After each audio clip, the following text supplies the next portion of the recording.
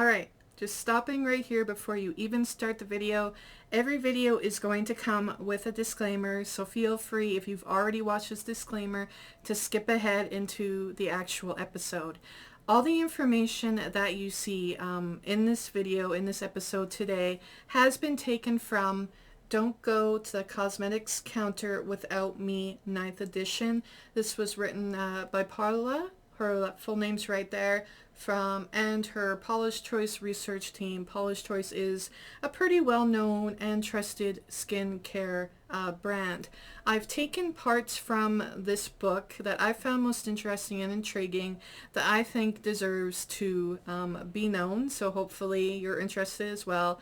I might turn off comments if I haven't. Please be respectful in the comments and realize that this is not my research, and this book was made in 2015, I believe, so some of the ideas, they may have changed, they may have introduced new research. I can't, go too far depth into that, but just be mindful of that and enjoy today's episode, because I sure enjoyed learning and creating it. Hello all you shining stars, and welcome to my channel, Shining Star Soup.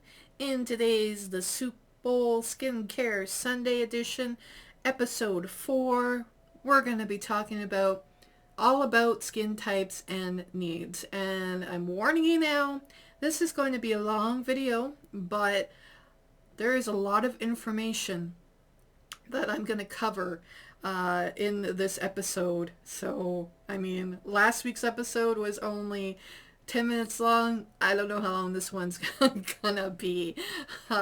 Yeah, so with that being said, we're just going to jump right into it. Number 1, and I am going to be using my stars quite a bit in this one. If you see any spelling mistakes, like when I'm listing ingredients and stuff, pay it no mind. I am copying this information from the book Don't Go to the Cosmetics Counter Without Me. And yeah, I didn't write the book, so spelling, it is what it is. I'm sure you can figure it out if you want to follow up on your own. Number 1, what is the difference between skin type and skin concern? Some products are for your skin type, and some are for skin concerns. And sometimes there are products that address both. It is recommended to determine your skin type first. Skin type being normal to dry, oily, and combination skin type. You put it together with a basic skincare routine. So skin concerns is like blemishes, but your skin type being dry, that kind of thing. Alright, number 2. What is a basic skincare routine as recommended by Paula's Choice? Well, I was interested in what do they recommend. It should include a cleanser, a toner, AHA, which stands for alpha hydroxy acid, or BHA, which stands for beta hydroxy acid, an exfoliant, a daytime moisturizer with sunscreen for the day, and one without sunscreen for the nighttime. And once you have a basic routine, you can identify your skin concerns and then determine targeted solutions if necessary. Clogged pores, for instance, can be addressed by the BHA exfoliant, while brown spots, you can use a skin lightening treatment for, dark spots or brown spots. So again, cleanser, toner, AHA, BHA, exfoliant, daytime moisturizer, and a sunscreen. That's pretty basic, what they consider basic. Number 3 is know your skin type. If you have oily skin, you want to avoid overly, I don't know how to say this word, I'll just put it here, or greasy formulations. Dry skin, you want formulations with a creamier and richer base. Everyone at some time does have combination skin because the center of your face has more oil glands. It is also typical for your eye area and around your nose to be more reactive to skincare products. You can have more than one skin type. For instance, you can have sensitive and dry skin, or you can have oily and blemish prone skin, etc. Number 4 is what influences skin type. Yes, certain things you can control, such as your skincare routine, making sure you wear sunscreen, medications. Diet is a big one that will influence how your skin reacts. But certain things are out of your control, like pollution. You can't control how much pollution's outside. Climate, you can't control the weather. And hormones can't really be controlled or changed. Number 5. We have some things to avoid, more things to avoid. Keep in mind, you will never know your true skin type if you keep using products that contain certain ingredients that create problems that you don't want. For acne-prone skin, I'm going to have so much stars in this one. Avoid high amounts of alcohol and additives such as peppermint, menthol, and citrus. These actually end up irritating your skin, triggering more oil and blemishes. For oily skin, avoid irritants that can create dry skin and make your oily skin worse. If you overly, that word right there, or use thick textures with a drying cleanser, you can clog your pores. And over scrubbing to try and get the oil away is doing you more damage than good. And I was really bad for this because I do get oily skin, and I'm very self-conscious about it. Even now, I have shiny skin, shiny oily skin. It's just what it is. So, you would scrub and scrub and scrub your face to try to get that oil to kind of in your head, it kind of soak it up and dry up that oil. You actually don't want to do that. You really don't. You don't want to over scrub when you have oily skin. It's not going to make it go away, unfortunately. Number 6 is how to determine your skin type. We're going to have a fun little one right here for number 6. Before attempting to determine your skin type, wash your face with a gentle cleanser. Apply a gentle toner. Apply a moisturizer suited for your skin type. They do recommend gel or liquid for oily skin, a lightweight lotion or serum for normal skin, and a more that one type for dry skin. You wait 2 hours without any additional products or makeup, and yeah, and then you can do this little chart thing. And here we're going to go with more stars. Are some areas oily and dry? You most likely have combination skin. Do most areas appear dry, flaky, or feel tight? You most likely have dry to very dry skin. Is there redness but no pimples? You most likely have sensitive skin. Are there breakouts? You most likely have acne or your skin's blemish prone. Are there evident lines? Like deep lines around your eyes, mouth, and cheeks. This is aging and wrinkles.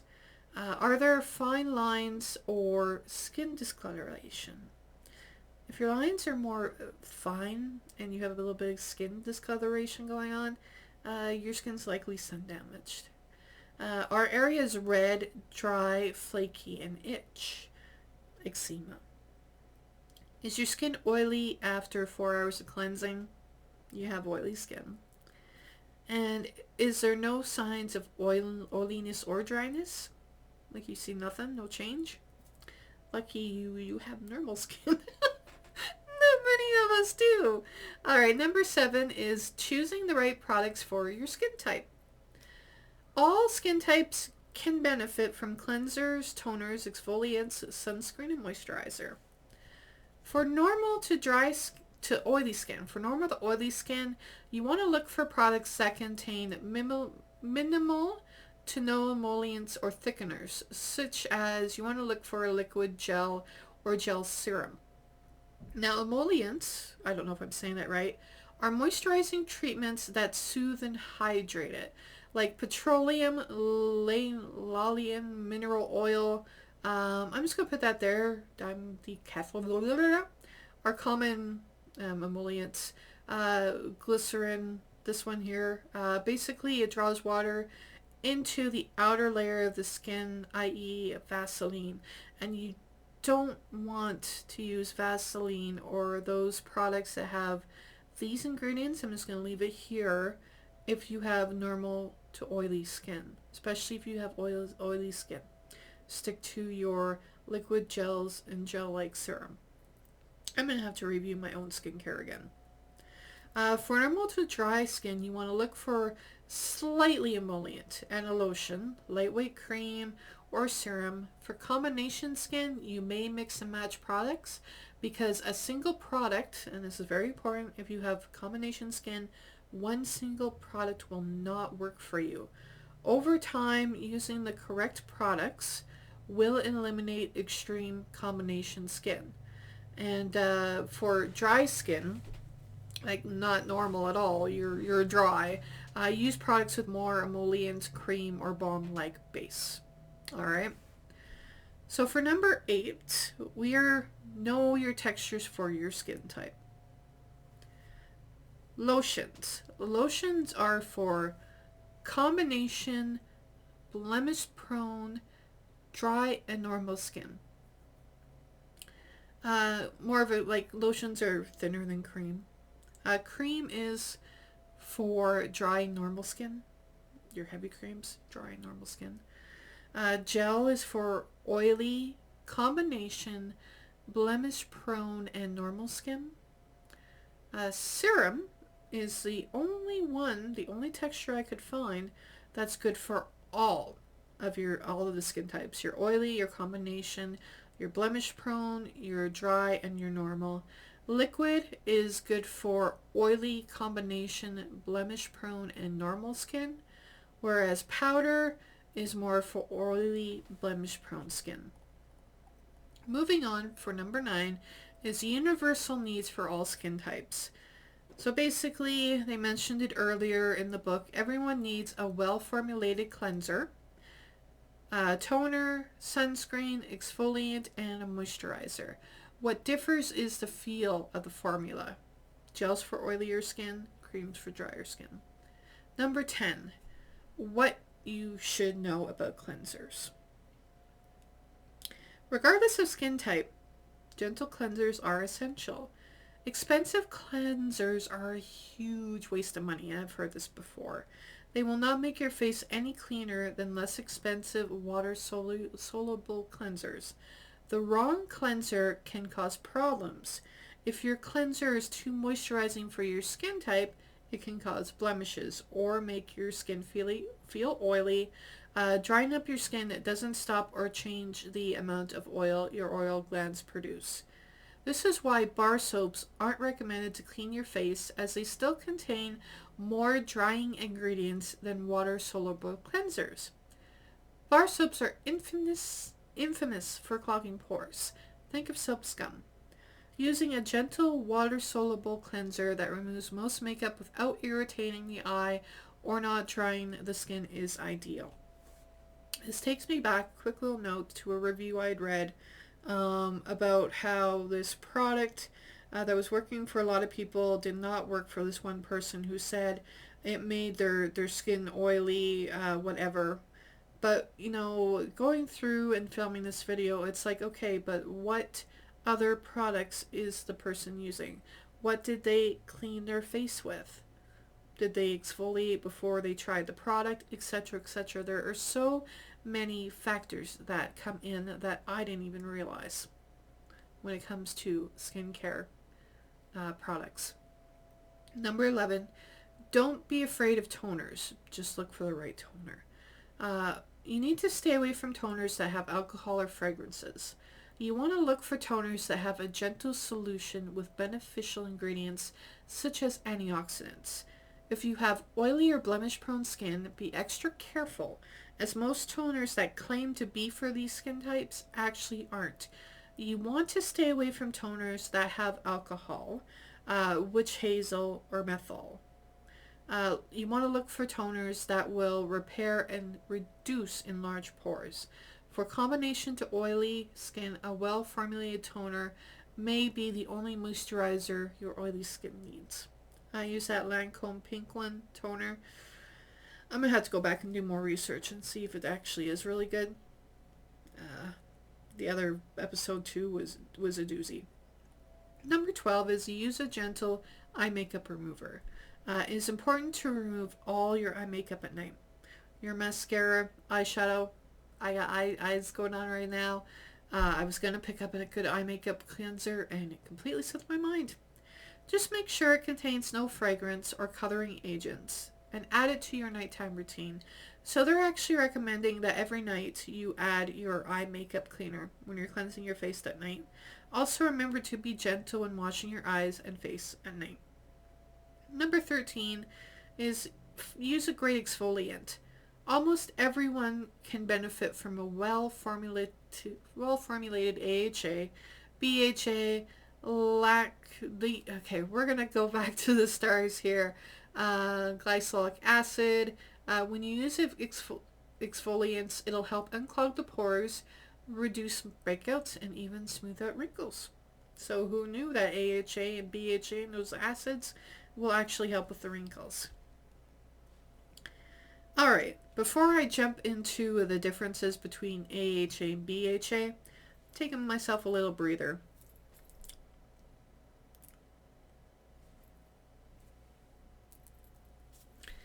Alright, I am back. The differences between AHA and BHA. I found this pretty interesting. AHAs are primarily, and I will just put it right here, again, excuse any spelling mistakes. AHAs are preferred for sun damage and dryness. BHAs are that acid.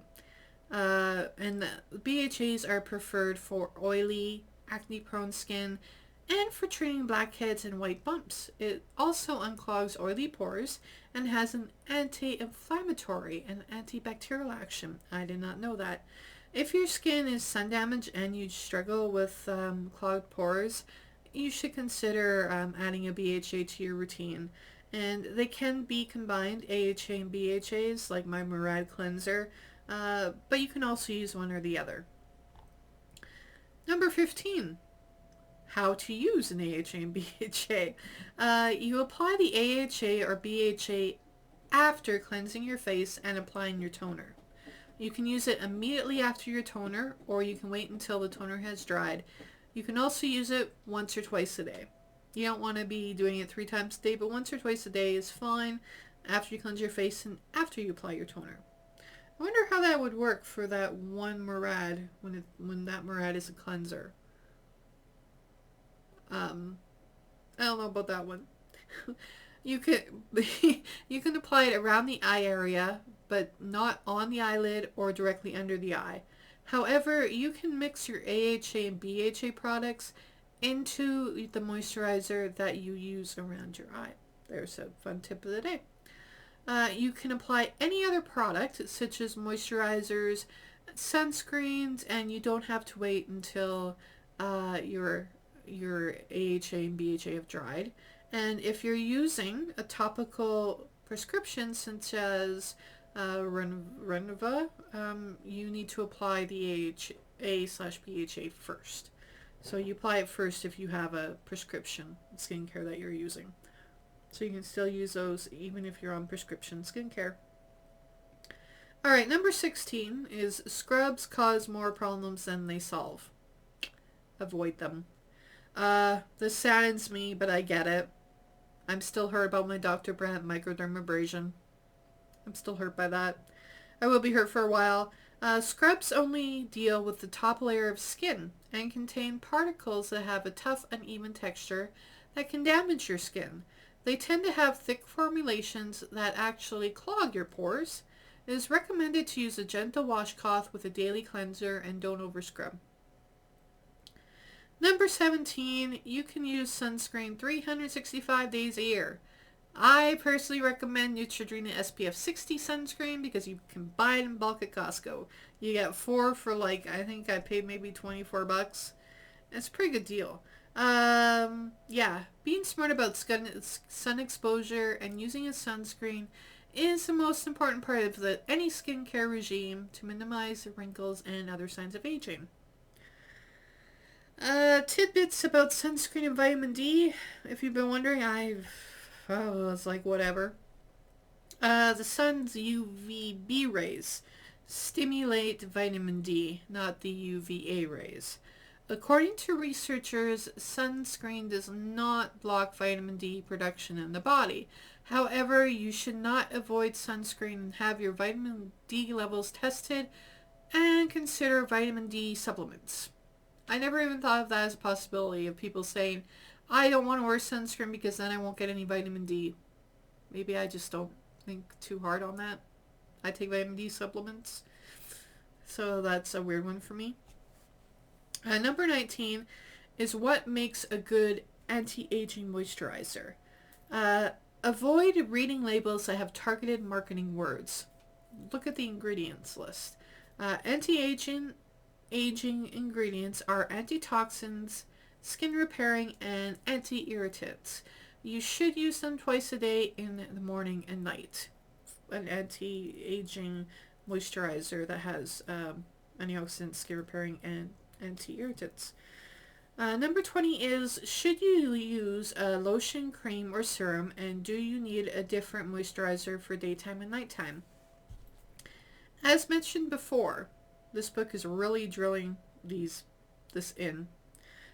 Oily and combination skin will prefer lighter weight lotions, gels, serums, or liquids, while dry skin prefers creams, emollients, i.e. Vaseline.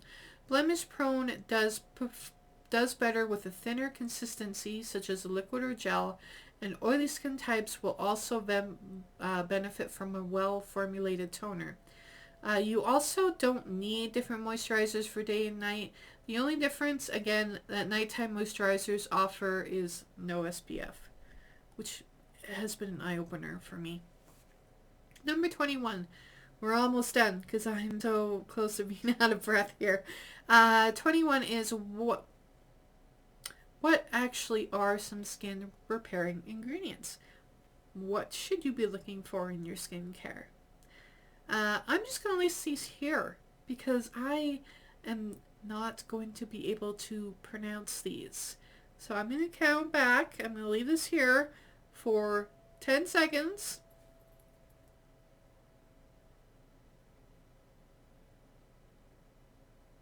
Just so that you can look at it. Look at all those ingredients. Those are the skin repairing ingredients. Down there. Yay for editing. Number 2, what actually are some antioxidant ingredients? Right there. We're going to do the 10-second countdown if I can actually figure out how to properly use my thumbs. Carpal tunnel sucks.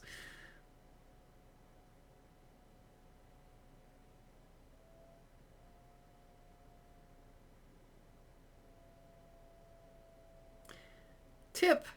Seek out moisturizers with these ingredients that are opaque or in an opaque tube or bottle with a small opening to minimize the product's exposure to air. So if you're going to be looking for the products that have the antioxidants ingredients, make sure they're in a closed bottle or a closed tube.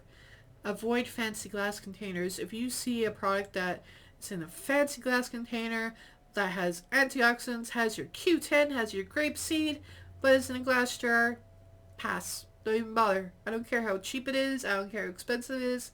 It's just going to completely ruin the effectiveness of the ingredients you're buying the product for anyway. Number 10, what are cell communicating ingredients? Alright. Some cell communicating ingredients are these ones. I'm not going to butcher everything. Leave it here for a moment. These ingredients right there essentially tell a cell to start doing the things that they should be doing and work with antioxidant and skin repair ingredients. So basically, these ingredients are combined with those antioxidants, or should be, and your skin repairing. And for 24, what are some anti-irritant ingredients? Right there. There is a rather extensive list, and I'm going to do the quick 10 second countdown. These are really good ingredients, and they even mention that these ones fall into a rare thing where too much of a good thing really is better, whatever that means. Alright, just gonna leave that here. I'm gonna wrap up this this soup bowl. Oh man, I tell you, that was very winded. So my follow-up video for next Sunday is going to be all about dry skin. That's going to be the soup bowl episode 5. Alright, this video took me probably as long to edit as it did to film it. Just throwing that out there. Really hope you're enjoying it. Really hope you are enjoying the soup bowl. Again, all this information here is what I got from this book. Alright, all you shining stars, keep being shining stars, even if I'm only around twice a week, at least for a little while, to keep reminding you. Bye guys!